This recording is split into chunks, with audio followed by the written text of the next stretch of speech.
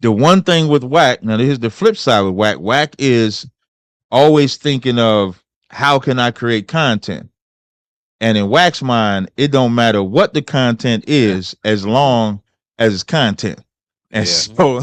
so Wack don't care if it's his best friend, his worst enemy. If it's content, it's content. You talked about Wack a couple times.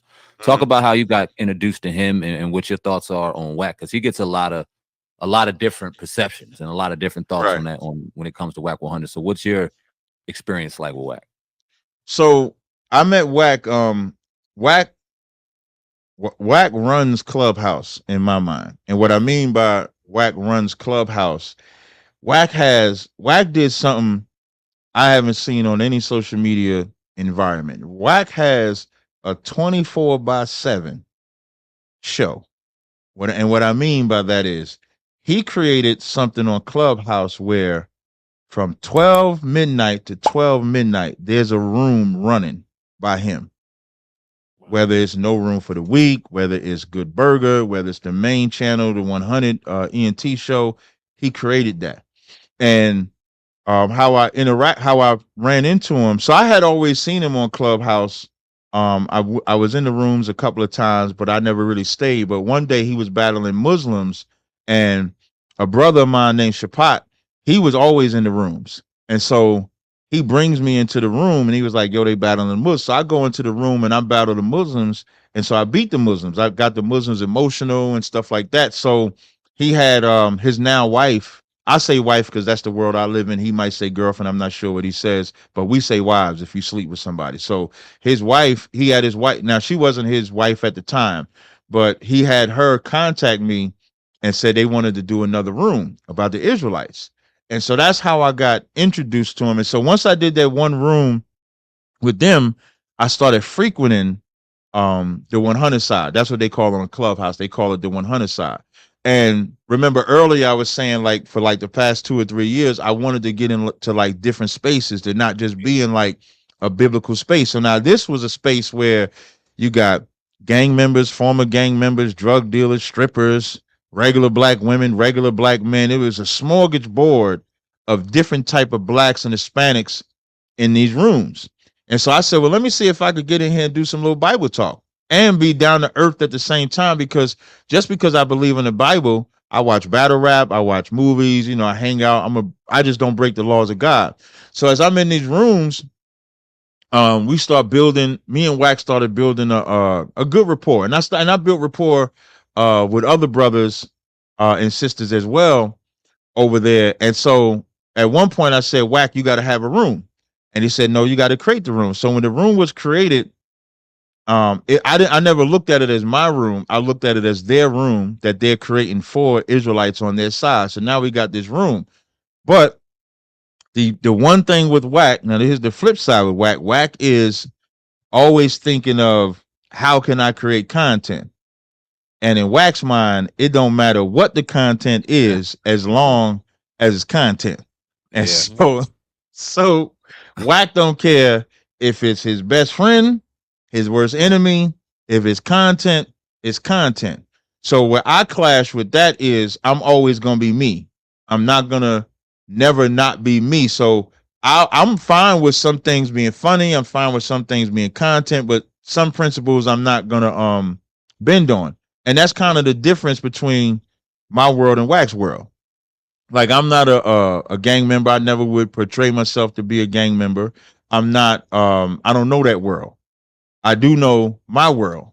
So it's like a clash of two different worlds. So Wack would always say he's American. And when I was thinking about the whole American side, I was thinking like when you think about America, America was built on red and blue with the white flag.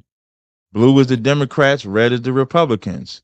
That's the same thing with Bloods and Crips. You have a blue for the Crips, you have red for the Bloods. So when you say you're American, you'll do things that Americans will do. Even the police siren is red and blue when it flashes the sign.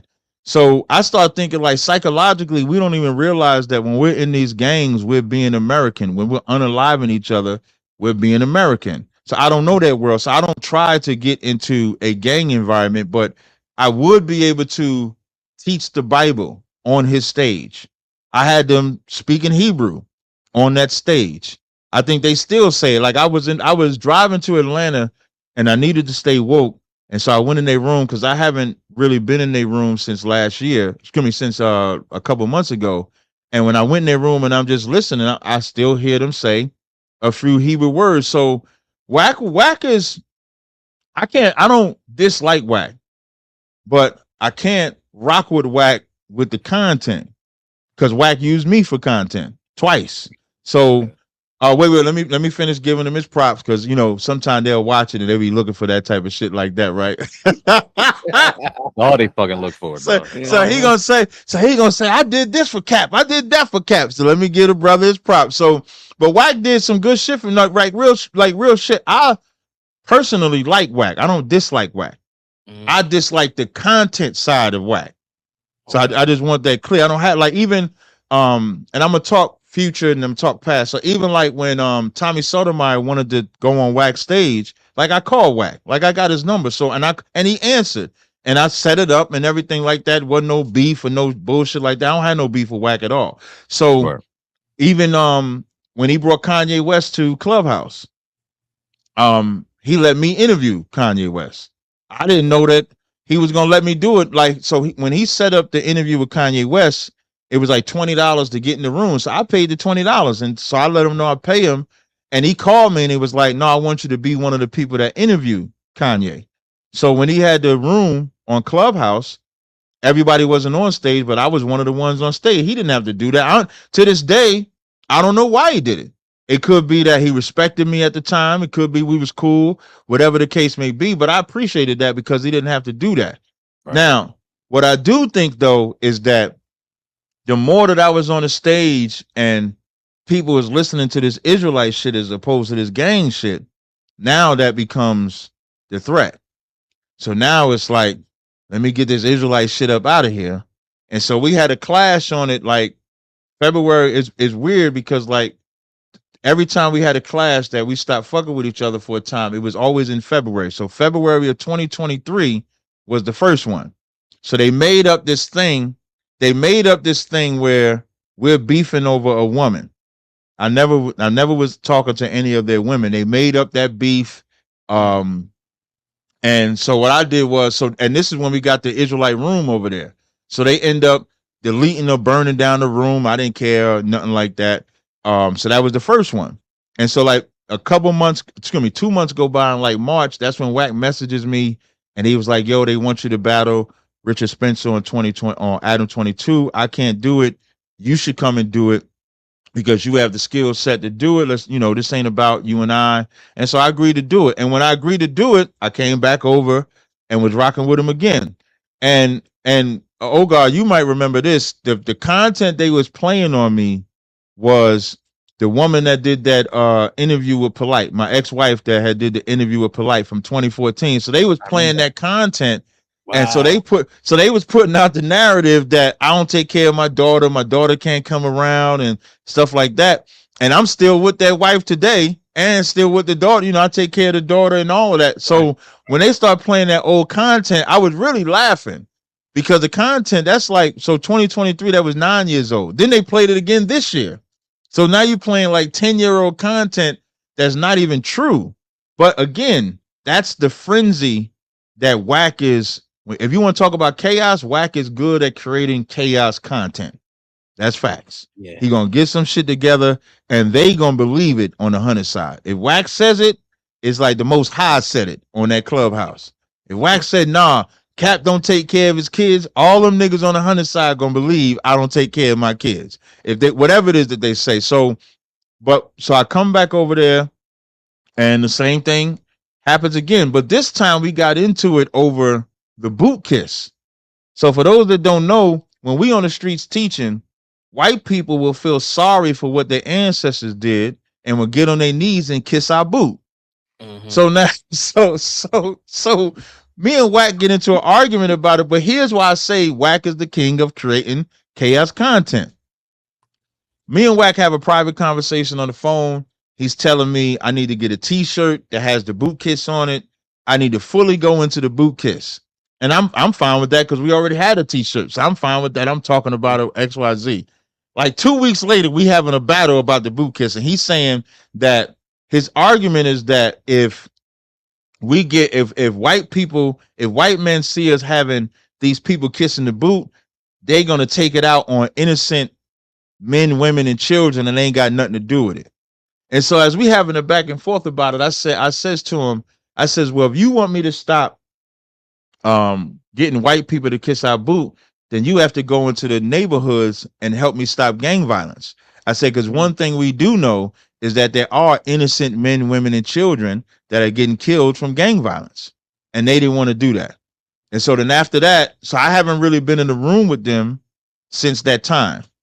But personally, I don't have no issue with Wack. Like I would call Wack if Wack called and he needed something. I don't have no personal issue, but that content shit, Wack has a button. Like Wack gonna push the controversy. He gonna push the needle. Wack is gonna push the needle because in Wack's mind, this content sells. And when you think about it, he ain't all the way wrong with that. He's Because no, he's you know what I mean? Like, and that is the sad part because content was supposed to be genuine. Yeah. Like it's supposed to be true content. It's not supposed to be fake content. That's why even to this, so like just be like there was a woman last year that said she got hit by a brick. There was this African woman said she got hit by a brick. Her face was so swole. Now, me coming up in black neighborhood, I've seen people get hit with bricks before. I've seen people get hit with sticks. It never looks smooth like that.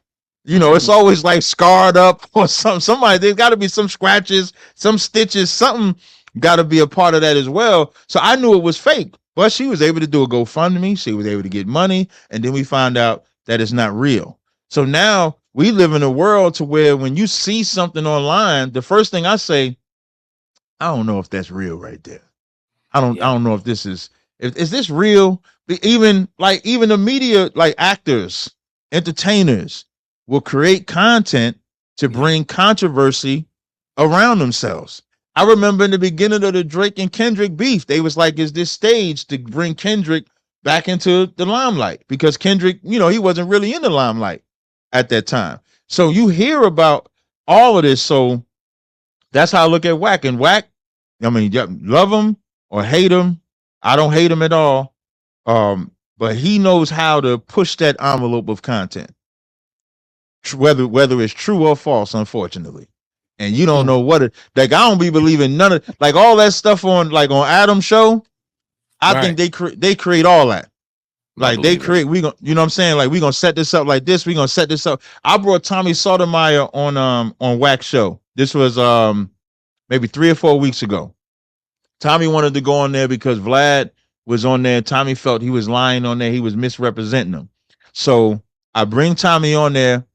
Tommy and Wack get into it. As they getting into it, Wack says, "What about that trainer you was talking to?" Oh shit. And Tommy is like, "What are you talking about?" When Tommy leaves, Wack says, "He wasn't really with a tranny. I just said that." Wow. Low. He just said it just to see if how Tommy would react to it. And so that's what I'm saying. Like, the content is not true.